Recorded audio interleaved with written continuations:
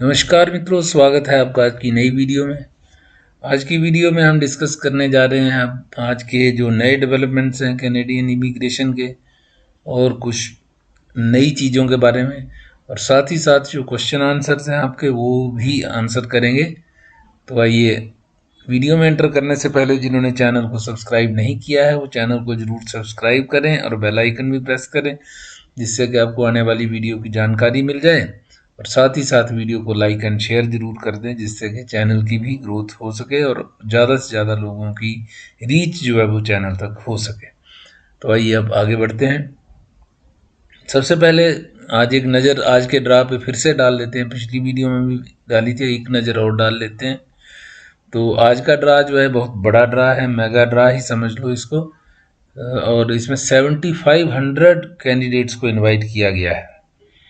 तो इस साल का जैसे जो फ्रेंच लैंग्वेज का ड्रा है ये, और सबसे बड़ा है। पहले 6500 का आया, फिर 4500 का, और अब 7500 का ड्रा आया है।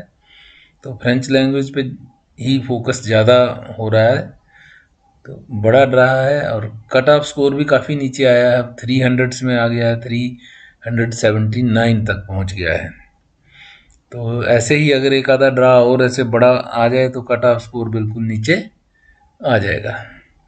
तो अब बात करते हैं, जैसे आपका क्वेश्चन था रूरल RNIP या जो आजकल RCIP हो गया उसके बारे में क्वेश्चन था आपका। तो इसमें RNIP के बारे में मैं बता देता हूँ कि ये 31 अगस्त 2024 को इसको बंद कर दिया गया और इसकी जगह RCIP कर दिया गया। पहले था इसका नाम rural and northern immigration pilot, अब हो गया है रूरल कम्युनिटीज़ इमिग्रेशन पायलट। तो अब ये नाम इसका चेंज हो गया है।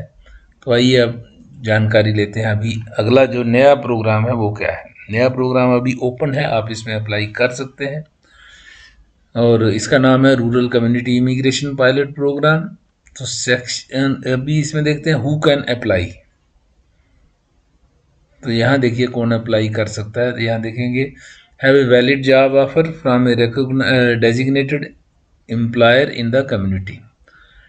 तो जो कम्युनिटीज़ इन्होंने रिकॉग्नाइज की हैं, कुछ सारी कम्युनिटीज़ नहीं है, थोड़ी सी कम्युनिटीज़ हैं वो की हुई है इन्होंने रिकॉग्नाइज, उसके बारे में पहले मैं बता देता हूँ आपको। ये कम्युनिटीज़ हैं जैसे नोवा स्कॉशिया में पिक्टू काउंटी है, ओंटारियो में North Bay, Sudbury, Timmins, Sault Sainte Marie, Thunder Bay, Steinbach, Manitoba में, एल्टोना, राइनलैंड। हाँ, प्रोनाउंसिएशन का अगर कुछ होगा तो इशू तो उसको आप इग्नोर करें। ब्रैंडन, मूसजा, सस्केचवान, और Claresholm, Alberta, West Kootenay BC, North Okanagan, Shuswap BC का ही है, ब्रिटिश कोलंबिया का, पीस लायर्ड BC। ये रूरल कम्युनिटीज़ हैं। और फ्रैंकोफोन पार्टिसिपेटिंग कम्युनिटीज़ इसमें हैं Acadian Peninsula, New Brunswick, Sudbury Ontario, Timmins Ontario, Superior East Region Ontario, Manitoba का Saint Pierre, Jolys, Kelowna BC। तो यहाँ पे फ्रैंकोफोन कम्युनिटीज़ जो हैं उनसे एम्प्लॉयमेंट जो है आपको ऑफर या जॉब ऑफर जो है वो चाहिए। तो ये तो एम्प्लॉयर्स की है। हम बताएंगे कि स्किल्ड वर्कर को क्या करना हो। Get hired in a rural or francophone community. You can apply for PR through these pilots if you are a skilled worker, get a qualifying job offer from a designated employer. जो designated employer इन communities में होंगे उनसे आपको एक job offer होनी चाहिए। You can be living abroad or already be in Canada as a temporary resident. You don't need skilled work experience if you recently graduated from a public post secondary school in the community. अगर community के किसी school से आपने किया है तो आपको work experience भी नहीं चाहिए, वो डायरेक्ट आपको जॉब ऑफर दे सकते हैं। Immigrate to a rural community or to a francophone community. Once you apply for your permanent, जब जॉब ऑफर वगैरह आपको मिल गया तो आप फिर परमानेंट रेजिडेंस के लिए अप्लाई करेंगे। You might be eligible to get a work permit while you wait for us to process your application. You must have a job offer from a designated employer, a referral letter from your participating community. तो ये चीज़ें आपको चाहिए। अब चलते हैं क्या इसमें चाहिए। एक तो वैलिड जॉब ऑफर चाहिए और have at least 1 year of relevant work experience तो इन द पास्ट 3 ईयर्स। लेकिन अगर आपने वहीं से उन्हीं की कम्युनिटी से किसी स्कूल से कॉलेज से वहाँ से किया है पास आउट तो फिर आपको ये भी नहीं चाहिए। Prove your language abilities by taking an approved test. Have a Canadian education credential or the foreign equivalent वो assess करवाना पड़ेगा WES वगैरह से। Prove you have enough money to support your transition and your family's transition into the community. Funds वगैरह आपको show करने पड़ेंगे। तो चार्ट क्या है, तो लैंग्वेज असेसमेंट चाहिए, एजुकेशन असेसमेंट चाहिए और सेटलमेंट ऑफ फंड्स, इसकी हम बात यहाँ कर रहे थे। उसके बाद आपको जॉब ऑफर लेनी है जो आपकी कम्युनिटी जिससे भी आप हैं उससे जॉब ऑफर लीजिए।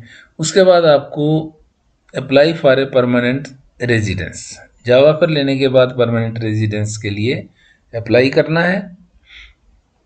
उसके बाद आफ्टर यू अप्लाई, तो आफ्टर यू अप्लाई जो है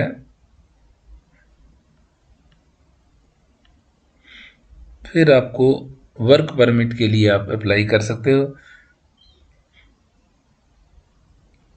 सेटलिंग इन कनाडा मतलब जॉब वगैरह ढूंढ, आपने जॉब ऑफर जब आ गई तो फिर सेटल उस कम्युनिटी जॉब जो है वो पकड़ लो और उसके बाद आपको आप साथ ही वर्क परमिट के लिए भी अप्लाई कर दो। समझ गए इसका पूरा सीक्वेंस जो है। हु कैन अप्लाई आपको बता दिया, जॉब ऑफर आपको मिल गई, जॉब ऑफर के बाद पीआर के लिए अप्लाई किया, पीआर को अप्लाई करने के बाद आपने वर्क परमिट के लिए भी अप्लाई कर देना है। वर्क परमिट के बिना आप कैसे रहोगे वहाँ, वर्क परमिट जरूरी है। तो ऑप्शनल वर्क परमिट है। This work permit is only for the rural community immigration pilot, is valid for 2 years, only let's you work for the employer who offered you the job. To qualify for a work permit, you must have an eligible offer of employment from your designated employer, have a recommendation from a participating community, be eligible to apply for a work permit. ये सब conditions हैं। Work permit for spouses or common law partner. Your spouse or common law partner can apply for an open work permit at the same time as you apply for a 2-year work permit. तो spouse को भी इसमें open मिलेगा, spouse को open मिलेगा, आपको जो है वो फिक्स मिलेगा उसके साथ, जो कॉन्ट्रैक्ट जिसके साथ है आपका डेजिग्नेटेड एम्प्लॉयर के साथ, उसी को। Their work permit will only let them work in the same community as you, होगा ओपन लेकिन कम्युनिटी सेम ही रहनी चाहिए। ये भी एक पॉइंट नोट कर लीजिए। How to apply for the work permit, ये तो चलो बात की बातें हैं, लंबा इशू है, फुल वीडियो चाहिए। तो मैं RCIP की बात आपको बता रहा था, एक क्वेश्चन था किसी का RCIP के बारे में, तो वो मैंने आपके साथ डिस्कस कर लिया है। तो सबसे पहला क्वेश्चन है, मेरे सन का 525 पॉइंट हो गया है, क्या उसका PR कब आएगा, कब होगा? होने को तो ये बहुत अच्छा स्कोर है, इसके नीचे कट ऑफ स्कोर गया है, 521 तक चला गया है। लेकिन उसके बाद क्या है कि ड्रा आपने देखा ही होगा फ्रेंच लैंग्वेज पे शिफ्ट हो गए हैं। तो जैसे ही CEC का आता है तो आई थिंक आपका पहले ही लाट में आ जाना चाहिए। तो best of luck to you and your son. तो गुड स्कोर मैंने लिखा था इस पे आंसर में, इसमें बहुत अच्छा स्कोर है, कोई इशू नहीं है। जैसे ही ड्रा शुरू होते हैं तो ये नंबर इनका आ जाएगा, कोई चक्कर नहीं है इसमें। तो हाँ, ये इन्होंने अच्छा क्वेश्चन पूछा था कि LMIA के 50 पॉइंट्स, र्यूमर चल रही है मार्केट के अंदर कि LMIA के जो 50 या 200 पॉइंट्स जिनको मिलते हैं वो शायद अब ऐड ऑन नहीं हो पा रहे हैं। तो कुछ लोगों ने अप्लाई करने की कोशिश की थी, चेक किया था उन्होंने कि ये लोग जो है पॉइंट्स अभी शो नहीं हो पा रहे हैं उसमें। तो अभी उसमें कुछ क्लैरिटी, क्योंकि गवर्नमेंट की तरफ से IRCC की तरफ से मैंने भी चेक किया है, कहीं कोई नोटिफिकेशन नहीं है। तो नोटिफिकेशन तो नहीं है, कोई भी वो नहीं है, ना नोटिफिकेशन है ना कोई अनाउंसमेंट है। तो न्यूज़ में भी कहीं देखने को नहीं मिल रहा, खाली एक र्यूमर जैसा ही लग रहा है। बट हो सकता है अंदर से कोई कहानी हो। लेकिन अभी क्योंकि वो लिखा था ना कि स्प्रिंग से बंद हो जाएगा, तो स्प्रिंग तो शुरू हो ही गया है।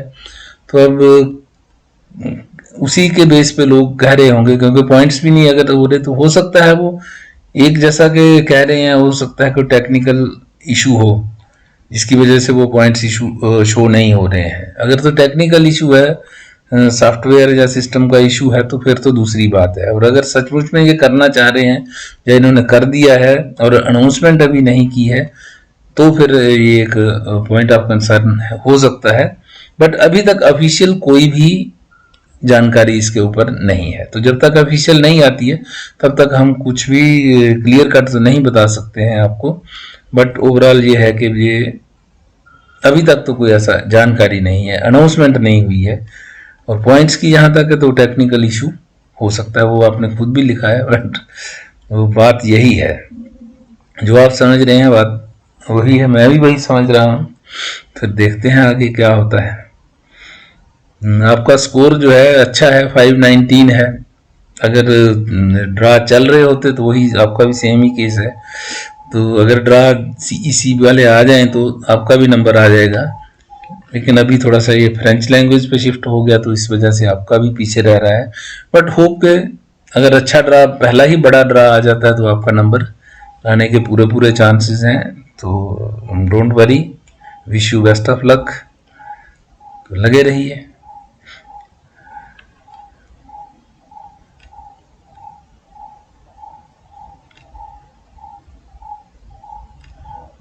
सीईसी में आपका है, आपने लिखा है, तो ये अच्छी बात है, हो जाना चाहिए। जैसा आपको बताया वो हो ही जाएगा, आपका जल्दी ही नंबर आ जाएगा,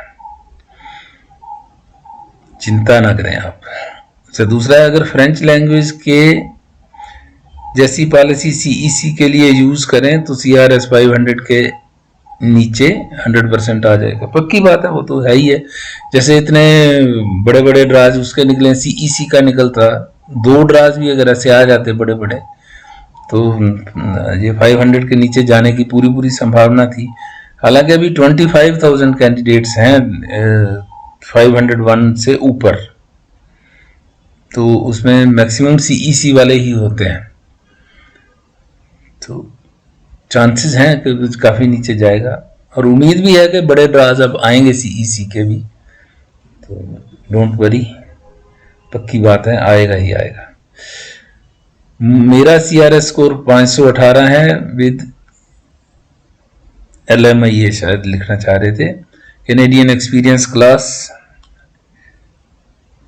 अब ये विद LMIA है, तो उम्मीद करते हैं कि जल्दी से कोई सीईसी के ड्रा आ जाएं, तो आपका भी नंबर आ जाएगा सेम। वो जैसे 519 पे है तो आप 518 पे हो, तो आ जाएगा, कोई ऐसा इशू नहीं है। और उम्मीद है कि ये पॉइंट बंद होने से पहले कुछ ड्राज तो निकलने चाहिए। तो बाकी IRCC बेटर नोज के भाई क्या वो करने जा रहे हैं या क्या है, बट उम्मीद है कि जल्दी से कोई ड्रा आ जाए और आपका ये हो जाए। तो Deep Gulia ji, again thanks for the super thanks of ₹200 आपने भेजा है, तो वंस अगेन थैंक्स। आज कोई वीडियो नहीं आएगी, वो कल एक्चुअली थोड़ा बिजी हो गए थे, तो वीडियो डालने का टाइम ही नहीं मिल पाया। तो आज तो डबल हो गया, कल का भी कोटा आज पूरा हो गया। डोंट वरी, एक्चुअली हमें भी आपके साथ इंटरेक्ट करके बहुत अच्छा लगता है। It is very strange the draws are not happening at all your thoughts. बिल्कुल वही, जो कैटेगरीज जिनके ऊपर ज़्यादा उम्मीद है और जिनमें ज़्यादा कैंडिडेट्स हैं उनको इग्नोर किया जा रहा है। ठीक है, बाकी कैटेगरीज भी जैसे फ्रेंच लैंग्वेज है, साइड बाय साइड आप कर सकते हैं। और साथ ही एक जो है जनरल कैटेगरी या सीईसी कैटेगरी, इनको भी साथ साथ चलाते रहेंगे तो कट ऑफ स्कोर भी नीचे आएगा और लोगों में हिम्मत भी बढ़ेगी। क्योंकि किसी का वर्क परमिट एक्सपायर हो रहा है, किसी की कोई समस्या है, किसी की कोई समस्या है, तो वो चीज़ भी ध्यान में रखनी चाहिए कि बार बार अब वर्क परमिट के लिए अप्लाई करें, उसमें 100 झंझट हैं, कई तरह के इश्यूज आते हैं, तो at least IRCC should consider this fact also.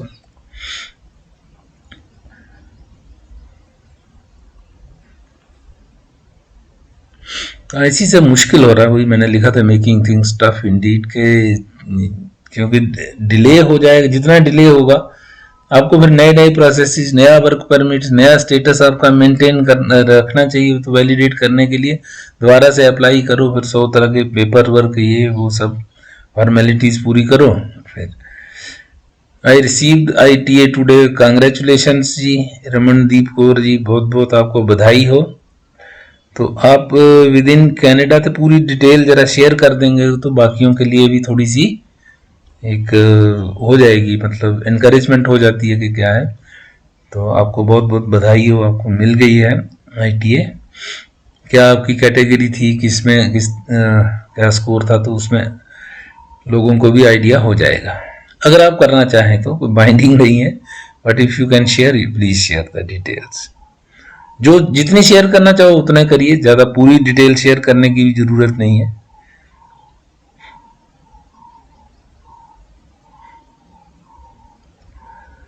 RNIP Alberta, मैंने आपके लिए ही ये वीडियो आज की फोकस की थी। RCIP के मेरा वर्क परमिट 2 मंथ्स रह गया है, क्या एक्सटेंशन मिलेगा? एक्सटेंशन तो वर्क परमिट जैसे आपको 2 साल का ही इन्होंने लिखा हुआ है, लेकिन आपको एक बार चेक कर लीजिए इसको अच्छे से, या किसी कंसल्टेंट से करवा लीजिए कि अगर ये एक्सटेंशन वाला जो केस एपिसोड है ना, इसमें थोड़ा सा डिटेल चेक कर लीजिए कि देते हैं कि नहीं देते। अदरवाइज आप अप्लाई कर लीजिए कि दोबारा जॉब ऑफर लेने की जरूरत तो नहीं है, या दोबारा आपको एम्प्लॉयमेंट शो तो नहीं करना पड़ेगा, वो आप देख लीजिए।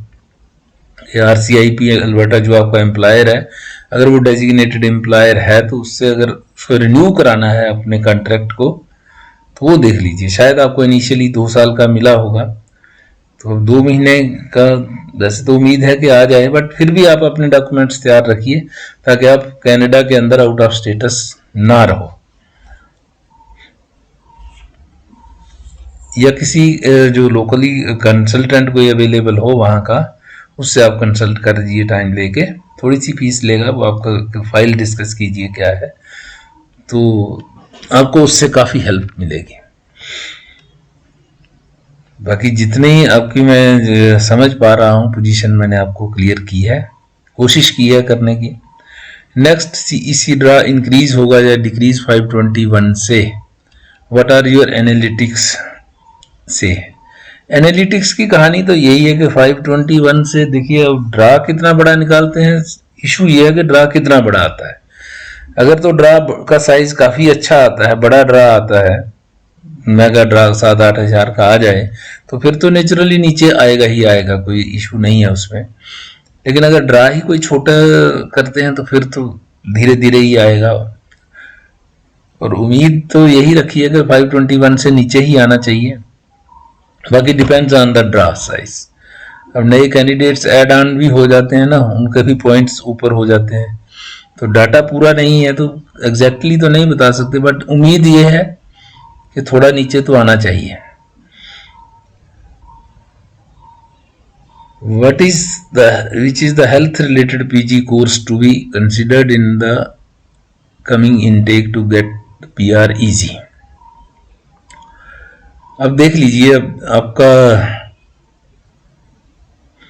एक्चुअली ये इसमें लिस्ट बहुत लंबी चौड़ी है, तो आप जो अभी जो इन्होंने एक्सक्लूड कर दिए हैं ना हेल्थ वाली कैटेगरी से, वो कोर्सेज छोड़ के जो ऑलरेडी एग्जिस्टिंग कोर्सेज उसमें हैं, काफ़ी सारे कोर्सेज हैं, आपको कौन सा सूट करता है तो वो आप कोर्स देख लीजिए। पुरानी क्या बैकग्राउंड है उसके अकॉर्डिंगली आप वो वाला कोर्स आप ले लीजिए। आप विद इन कैनेडा हैं कि कहाँ हैं ये भी क्लियर नहीं है, तो कौन सा आप लेना चाहते हैं, जो आपकी बैकग्राउंड क्या है, until and unless we know that, तो तब तक नहीं हम पूरे तरीके से नहीं बता सकते। बाकी ये है कि आप लिस्ट में चेक कर लीजिए हेल्थ कैटेगरी में कौन से प्रोफेशंस को इन्होंने अभी रखा हुआ है। मैंने पिछले दिनों वीडियोस भी बताई थी किसमें कौन कौन सी कैटेगरीज इन्होंने इंक्लूड की हैं, कुछ नहीं एक्सक्लूड की हैं, तो वो सारा आप चेक करके फिर किसी कोर्स में एडमिशन लीजिए, अपनी स्टडी जरूर कीजिए। अगर हम न्यू ब्रंसविक में पायलट क्रिटिकल प्रोग्राम में मैकेन फूड कंपनी में अप्लाई किया है, इंटरव्यू होती है, अगर हम इंडिया से अप्लाई करें तो आपका तो बहुत पुराना केस चल रहा है। आपको मैं आपके ऊपर वीडियो भी बना के आपको इसके ऊपर बताई थी, तो फिर भी आप क्वेश्चन एक तो पूरा नहीं लिखते हो। क्या आप पूछना चाह रहे हो, वो पूरी बात क्लियर नहीं होती है आपकी। आप अच्छे से बात लिखें अपनी, तभी हमें समझ आएगा कि अब आप आगे क्या पूछना चाह रहे हैं। इंडिया से आपने अप्लाई किया है, कहाँ किया था? मुझे तो लगा आपको वो आ गई ना, आपने पिछली बार लिखा था कि मुझे कुछ वो आ गया है, ऑफर आ गया कि क्या आ गया, तो अब उसके बाद आपको अप्लाई करना था ना इमिग्रेशन न्यू ब्रंसविक को, मैंने बताया था आपको। तो आप उसमें अप्लाई कीजिए, फिर उसके बाद देखिए कैसे आपको होता है। बाकी जब तक पूरी डिटेल नहीं हो तो क्वेश्चन आंसर ऐसे देना भी थोड़ा सा मुश्किल हो जाता है। पूरी बात आप लिखें। तो thanks Bharatiya ji. No CEC draws yesterday. What do you reckon happening in the backstage? Thanks for the knowledgeable video. तो इसमें बैक स्टेज कुछ समझ नहीं आता है, क्या हो रहा है क्या नहीं हो रहा। देखिए 2-3 चीजें अभी, जैसे इन्होंने इलेक्शन अनाउंस कर दी है अभी कि ये वाली पार्लियामेंट को डिसॉल्व किया जाएगा और इलेक्शन अनाउंस हो जाएंगे, जो अप्रैल या मई फर्स्ट वीक में इलेक्शन की भी डेट डिक्लेयर हो जाएगी, जो अभी न्यूज चल रही है। तो एक तो गवर्नमेंट उसकी ओर बिजी है, बट उसके on the other hand French language के तो ड्रा आ रहे हैं। तो हो सकता है इनकी स्कीम हो कि फ्रेंच लैंग्वेज के पहले कवर कर लें और बाकी कैटेगरीज को बाद में पिकअप करें। मे बी एक ये स्ट्रेटेजी हो सकती है, क्योंकि 30,000 का वो पिछली वीडियो में भी मैंने डिस्कस किया कि 30,000 इनका सारा टारगेट है 30,000 का, और उसमें से अब 18,500 इन्होंने कर लिए हैं। तो 12,000 के आसपास जो रह रहा है, 11,000 रादर, तो उसको हो सकता है ये 2 ड्राज के अंदर करके कंप्लीट कर लें। एक तो इनका ये हो जाएगा, पर फिर अगर पूरा अभी कर देंगे तो नेक्स्ट पूरे साल फ्रेंच लैंग्वेज का फिर ड्रास आने की संभावना कम हो जाएगी। और अगर अभी इन्होंने इसको रोकना होगा तो रोक के फिर CEC वगैरह का करेंगे। बाकी ये साइड बाय साइड, जैसे लास्ट में पिछले साल के लास्ट में इन्होंने 3-3 ड्राज भी निकाले हैं एक वीक में, और लगातार कुछ वीक्स में ड्रा भी आए हैं। तो उससे कोई अब इनके ऊपर है कि क्या प्लानिंग चल रही है क्या नहीं चल रही है। मिनिस्ट्री भी चेंज हुई है, सब कुछ चेंज हुआ है, अब देखो क्या होता है। Let's hope for the best कि सबके साथ अच्छा ही हो, सबको जल्दी मिले PR। ये है, कुछ क्लियरली हम कह नहीं सकते। बाकी अगर इलेक्शन हो जाती है तो सिचुएशन फिर चेंज हो सकती है। अब प्राइम मिनिस्टर यही रहेंगे कि दूसरा आएगा, इमिग्रेशन मिनिस्टर भी यही रहेगी कि चेंज होगा, वो भी कुछ कह नहीं सकते ना। उसके बाद क्या पॉलिसीज बनती हैं उसके ऊपर भी डिपेंड करता है। तो नेक्स्ट जो दूसरी एक और बात आपने अब छेड़ी है, तो मैं बात ये आपको कहना चाहूँगा कि ये बात है कि जैसे अब गवर्नमेंट अगर चेंज हो जाती है तो पॉलिसी भी चेंज होगी। और एक बार तो गवर्नमेंट अब चेंज हुई है, नया प्राइम मिनिस्टर है, नई वो है इमिग्रेशन मिनिस्टर, तो हो सकता है ये कुछ नई पॉलिसीज इंप्लीमेंट करें। जैसे स्टूडेंट्स की इनटेक इन्होंने कम की है, तो कॉलेज वालों इनका वो कॉलेज वाले परेशान हो रहे हैं क्योंकि उनके पास फीसें नहीं आ रही। डिपेंड ही इंडस्ट्री है ना बहुत बड़ी वो भी, तो उनके पास फीसें नहीं आ रही, तो कॉलेज को रन करना मुश्किल हो रहा है उनके लिए। और मेन इकॉनमी जो है, काफ़ी जो कंट्रीब्यूशन थी, एक बच्चा जो जाता था इंडिया से वो 30-40 लाख रुपया खर्च करता था 2-3 साल की पढ़ाई में, तो वो इनको इनकम थी बहुत ज़्यादा उससे, तो वो ख़त्म हो गई। दूसरा उनको वर्क फोर्स भी मिलती थी उनसे। तो अब क्या है कि एक्चुअली दिक्कत क्या है कि अब थोड़ा अमेरिका का भी सीन है। अमेरिका के सीन के कारण जो है जॉब्स वगैरह भी कम हो रहे हैं और थोड़ा टर्माइल का सिचुएशन है, तो हो सकता है इसका इम्पैक्ट भी यहाँ पे देखने को मिल रहा है। बाकी ये है कि इन कनाडा भी जॉब्स की थोड़ी सी स्केर्सिटी है, दिक्कतें चल रही हैं। बट कोई भी चीज़ ना खराब चीज़ हमेशा रहती है ना अच्छी चीज़ रहती है, तो ये ट्रांजिशनल फेज है। तो लेट अस होप कि जल्दी ही ये ओवर हो जाए और सबका जो है सिस्टम जो है वो सही तरीके से चलना शुरू हो जाए। 63201 कोड का ड्रा कब आएगा? ये तो शायद OINP का होगा आपका, तो ये अभी OINP का कोई ड्रा आया ही नहीं, तो क्या कहें इसमें। तो जब आएगा तो धीरे धीरे सारे जो ऑक्यूपेशन कोड्स हैं, नाक कोड्स हैं, उनके आने शुरू हो जाएंगे। कहाँ अप्लाई किया, स्कीम वगैरह बताने को आपको बोला था, आपने उसका कोई आंसर नहीं दिया है। What is your prediction? What would be the cutoff after LMIA points removal? Naturally 500 के नीचे चला जाएगा, नेचुरल बात है, वो तो चला जाएगा। जो विदाउट LMIA वाले हैं वो एक दो ड्रा में क्लियर हो जाएंगे, उसके बाद ऑटोमेटिकली नीचे जाएगा ही 500 के नीचे, फिर इतनी मारामारी नहीं रहेगी। ये मैंने आंसर कर दिया था। My son in Canada on post graduate work permit होगा ये, and his work permit will end in June 25। Can he get extension? Extension तो फिर आपका केस टू केस होता है ना, आप अप्लाई कर दीजिए, अगर एलिजिबिलिटी हुई तो एक्सटेंशन मिल जाएगी। क्या कंडीशंस हैं, क्या है, उसके ऊपर आप अप्लाई तो करें। अप्लाई करेंगे तभी तो पता चलेगा मिलेगी या नहीं मिलेगी। अगर जेन्युइन केस है कुछ, फिर तो हो जाएगा। What about LMIA points? ये तो आज की वीडियो में यही रहा। तो आज की वीडियो आप यहीं खत्म करते हैं। ये थे आपके क्वेश्चन आंसर। मैंने सुबह वाली वीडियो में आपको यही कहा था कि जो भी आपके पॉइंट्स होंगे आप लिख दीजिए, तो मैं कोशिश करूंगा उनको आज की वीडियो में कवर करने की। तो जहां तक हो सका है, जितना मुझे नॉलेज है वो मैंने कोशिश की है। तो जो चीज़ रह गई हो जो उसके बारे में आप दोबारा से पूछ लीजिए, तो उसको अगली वीडियो में कवर करने की कोशिश करेंगे। तो थैंक्स फॉर वाचिंग। तो चलते चलते चैनल को सब्सक्राइब करने जिन्होंने नहीं किया है उनको रिक्वेस्ट है, चैनल को सब्सक्राइब करें और बेल आइकन भी प्रेस कर दें, जिससे आपको आने वाली वीडियो की जानकारी भी मिले। और साथ ही साथ वीडियो को लाइक एंड शेयर करना ना भूलें, जिससे कि चैनल की भी ग्रोथ हो और लोगों की रीच भी चैनल तक हो सके। तो थैंक्स वंस अगेन, मिलते हैं अगली वीडियो।